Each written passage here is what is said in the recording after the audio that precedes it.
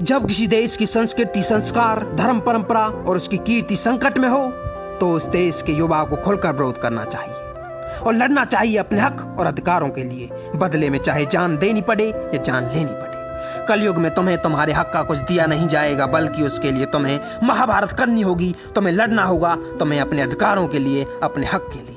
और जहां धर्म और देश दोनों पर संकट हो, वहां तो जरूरत है देश के बच्चे बच्चे को देश प्रेम और गीता गान पढ़ाने की, ताकि हर बच्चा महाभारत कर सके अपने हक और अधिकारों के लिए। तभी हम अपने राष्ट्र और राष्ट्र की गरिमा, धर्म और धर्म की कीर्ति व भारतीय सनातन संस्कृति के संस्कारों को बचा सकते हैं। मैं Vishwendra Jevatpriya, public speaker, business education relation से कोच, स्वागत करता हूं आप सबका आज के इस प्रसंग में। महाभारत का एक सार्थक प्रसंग जो अंतर मन को छूता है।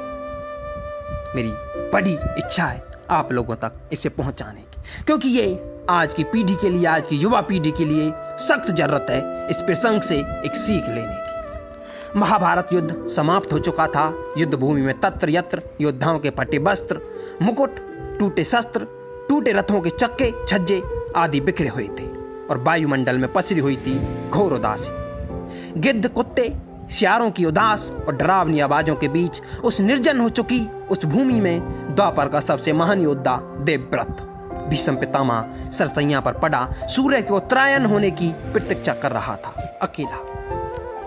तभी उनके कानों में एक परिचित ध्वनि शहद घोलती हुई पहुंची। प्रणाम पितामह। भीष्म के सुख चूके अधरों पर एक मरी हुई मुस्कुराहट तैर उठी। बोले, आओ देवकी नंदन, स्वागत है तुम्हारा। मैं बहुत देर से तुम्हारा ही स्मरण कर रहा था। श्री कृष्ण बोले, क्या कहूं पितामह, अब तो यह भी नहीं पूछ सकता कि कैसे हैं आप। भीष्म चुप रहे। कुछ क्षण बाद बोले, पुत्र युधिष्ठिर का राज्य अभिषेक करा चुके केशव, उनका ध्यान रखना। परिवार के बुजुर्गों से रिक्त हो चुके राजप्रसाद में उन्हें अब सबसे अधिक तुम्हारी आवश्यकता है। श्री कृष्ण चुप रहे। भीष्म ने पुनः कहा, कुछ पूछूं केशव? बड़े अच्छे समय से आए हो। संभवतः धरा छोड़ने के पूर्व मेरे अनेक भ्रम समाप्त हो जाएं। श्री कृष्ण बोले, कहिए न पितामह। एक बात बताओ प्रभु, तुम तो ईश्वर हो ना?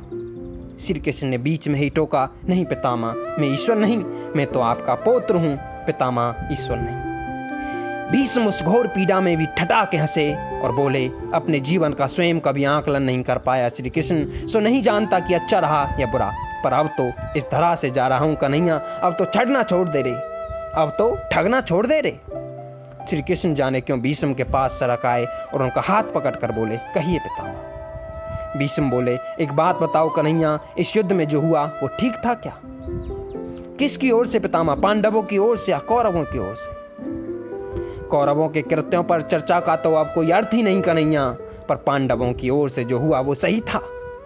आचार्य द्रोण का वध, दुर्योधन की जंघा के नीचे प्रहार, दुशासन की छाती चीरा जाना, जयद्रथ और द्रोणाचार्य के साथ छल हुआ, निहत्थे कर्ण का वध, सब ठीक था क्या? ये सब उचित था क्या? इसका उत्तर मैं कैसे दे सकता हूं पितामह? इसका उत्तर तो उन्हें देना चाहिए जिन्होंने यह किया। उत्तर दें दुर्योधन, दुशासन का वध करने वाले भीम, उत्तर दें कर्ण और जयद्रथ का वध करने वाले अर्जुन। मैं तो इस युद्ध में कहीं था ही नहीं पितामह। अभी भी छलना नहीं छोड़ोगे कृष्ण? अरे विश्व भले कहता रहे कि महाभारत अर्जुन और भीम ने जीती है, पर मैं जानता हूं कन्हैया यह तुम्हारी और केवल तुम्हारी विजय है। मैं तो उत्तर तुम ही से पूछूंगा कृष्ण। तो सुनिए पितामह, कुछ बुरा नहीं हुआ, कुछ अनैतिक नहीं हुआ, वही हुआ जो होना चाहिए था। यह तुम कह रहे हो केशव? मर्यादा पुरुषोत्तम राम का अवतार कृष्ण कह रहा है। यह छल तो किसी युग में हमारे सनातन संस्कारों का अंग नहीं रहा, फिर यह कैसे उचित हुआ? इतिहास से शिक्षा ली जाती है पितामह, पर निर्णय वर्तमान की परिस्थितियों के आधार पर लेना पड़ता है। हर युग अपने तर्कों और अपनी आवश्यकताओं के आधार पर नायक चुनता है। श्री राम त्रेता युग के नायक थे, मेरे भाग में द्वापर आया है। हम दोनों का निर्णय एक सा नहीं हो सकता पितामह। नहीं समझ पाया कृष्ण, तनिक समझाओ तो। श्री राम और श्री कृष्ण की परिस्थितियों में बहुत अंतर है पितामह। श्री राम के युग में खलनायक भी रावण जैसा शिव भक्त होता था। तब रावण जैसी नकारात्मक शक्ति के परिवार में भी विभीषण, मंदोदरी, माल्यवान जैसे संत हुआ करते थे। तब बाली जैसे खलनायक के परिवार में भी तारा जैसी विदुषी स्त्रियां और अंगद जैसे सज्जन पुत्र होते थे। उस युग में खलनायक भी धर्म का ज्ञान रखता था, इसलिए श्री राम ने उनके साथ कहीं छल नहीं किया। किंतु मेरे युग में, मेरे भाग में कंस, जरासंध, दुर्योधन, दुशासन, शकुनी, जयद्रथ जैसे घोर पापी आए हैं। उनकी समाप्ति के लिए हलचल उचित है पितामह। पाप का अंत आवश्यक है पितामह, वह चाहे जिस विधि से हो। पाप चरम सीमा तक नहीं पहुंचना चाहिए। चरम सीमा पर अगर पहुंच गया तो पाप का अंत आवश्यक है। तो क्या तुम्हारे निर्णयों से गलत परंपराएं नहीं प्रारंभ होंगी केशव? क्या भविष्य तुम्हारे इन छलों का अनुसरण नहीं करेगा? और यदि करेगा तो क्या यह उचित होगा? भविष्य तो इससे भी अधिक नकारात्मक आ रहा है पितामह। कलयुग में तो इतने से भी काम नहीं चलेगा। वहां मनुष्य को श्री कृष्ण से अधिक कठोर होना पड़ेगा, नहीं तो धर्म समाप्त हो जाएगा। जब क्रूर और अनैतिक शक्तियां सत्य एवं धर्म का समूल नाश करने के लिए आक्रमण कर रही हो तो नैतिकता अर्थहीन हो जाती है पितामह। तब महत्वपूर्ण होती है धर्म की विजय। केवल धर्म की विजय, देश को बचाना, राष्ट्र को बचाना, राष्ट्र की विजय। भविष्य को यह सीखना ही होगा पितामह। क्या धर्म का भी नाश हो सकता है केशव? और यदि धर्म का नाश होना ही है तो क्या मनुष्य से रोक सकता है? सब कुछ ईश्वर के भरोसे छोड़कर बैठना मूर्खता होती है पितामह। ईश्वर स्वयं कुछ नहीं करता, केवल मार्ग दिखा सकता है, रास्ता दिखा सकता है। उस रास्ते पर, उस मार्ग पर चलना तो मनुष्य को ही पड़ेगा। सब मनुष्य को ही स्वयं करना पड़ता है। आप मुझे भी ईश्वर कहते हैं ना, तो बताइए ना पितामह, मैंने स्वयं इस युद्ध में कुछ किया क्या? सब पांडवों को ही करना पड़ा। यही प्रकृति का संविधान है, यही प्रकृति का नियम है। युद्ध के प्रथम दिन ही यही तो कहा था मैंने अर्जुन से, यही परम सत्य है, यही सत्य है, यही तुम्हारी जीत है। तुम कर्म करो, फल की इच्छा मत करो। तुम्हें तुम्हारे हक के लिए लड़ना होगा। भीष्म अब संतुष्ट लग रहे थे। उनकी आंखें धीरे धीरे बंद होने लगी थी। उन्होंने कहा, चलो श्री कृष्ण, यह इस धरा पर अंतिम रात्रि है। कल संभवतः चले जाना हो। अपने इस अभागे भक्त पर कृपा करना श्री कृष्ण। श्री कृष्ण ने मन ही मन कुछ कहा और भीष्म को प्रणाम कर लौट चले। पर युद्ध भूमि के उस डरावने अंधकार में भविष्य को जीवन का एक सबसे बड़ा सूत्र मिल चुका था।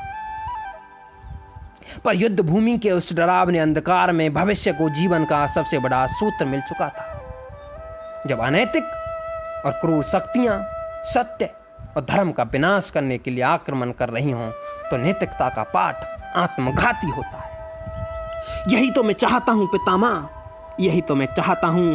भविष्य मेरे इन छलों का अनुसरण करे, भविष्य मेरे इन छलों का अनुसरण करे, मेरे इन पग चिन्हों पर चले। अगर भविष्य में धर्म को बचाना है तो मेरा अनुसरण आवश्यक है। भविष्य मेरे इन छलों का अनुसरण करे। धर्मो रक्षति रक्षितः। अगर जब अनैतिक और क्रूर शक्तियां सत्य और धर्म का विनाश करने के लिए आक्रमण कर रही हों तो नैतिकता का पाठ आत्मघाती है। धर्मो रक्षति रक्षितः। यदि उस वक्त पांडव सब कुछ भगवान भरोसे छोड़कर सब कुछ दुर्योधन और दुशासन को सौंप जाते तो अधर्म, असत्य, अन्याय, अनीति और अराजकता से लड़ने की सीख आज कलयुग में कौन देता? इसलिए आवश्यकता है आज के इस युवा को और संपूर्ण हिंदुस्तान को अपनी संस्कृति और अपनी परंपरा को बचाने की।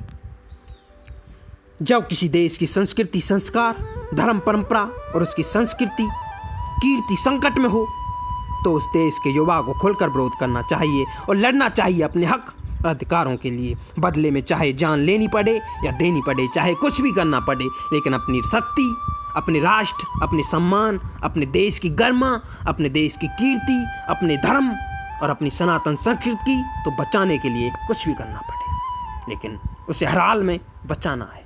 कलयुग में तुम्हें तुम्हारे हक का कुछ दिया नहीं जाएगा, बल्कि उसके लिए तुम्हें महाभारत करनी होगी। तुम्हें लड़ना होगा उस अपने हक के लिए, अपने अधिकार को पाने के लिए लोगों से विरोध करना होगा। और जहां धर्म और देश दोनों पर संकट हो उस देश के लिए तो बहुत आवश्यक है, वहां तो जरूरत है देश के हर बच्चे को देश प्रेम और गीता ज्ञान पढ़ाने की, ताकि हर बच्चा अपने देश के लिए लड़ सके, अपने धर्म को बचाने के लिए लड़ सके, अपने संस्कारों को बचाने के लिए लड़ सके, अपनी संस्कृति को बचाने के लिए लड़ सके, महाभारत कर सके अपने विरोधियों से। तभी हम अपने राष्ट्र और राष्ट्र की गरिमा, धर्म और धर्म की कीर्ति में भारतीय सनातन संस्कृति के संस्कारों को बचा सकते हैं। तभी हम अपने राष्ट्र को पुनः विश्व गुरु बना सकते हैं। अन्यथा हमारे देश पर अनैतिक और क्रूर शक्तियां आक्रमण करती रहेंगी और इस देश को पतन की ओर ले जाएंगी। जय हिंद, जय भारत। जरूरत है राष्ट्र को पुनः विश्व गुरु बनाने की, एकता तुरार से जागृत करने की। जय हिंद, जय भारत। वंदे मातरम।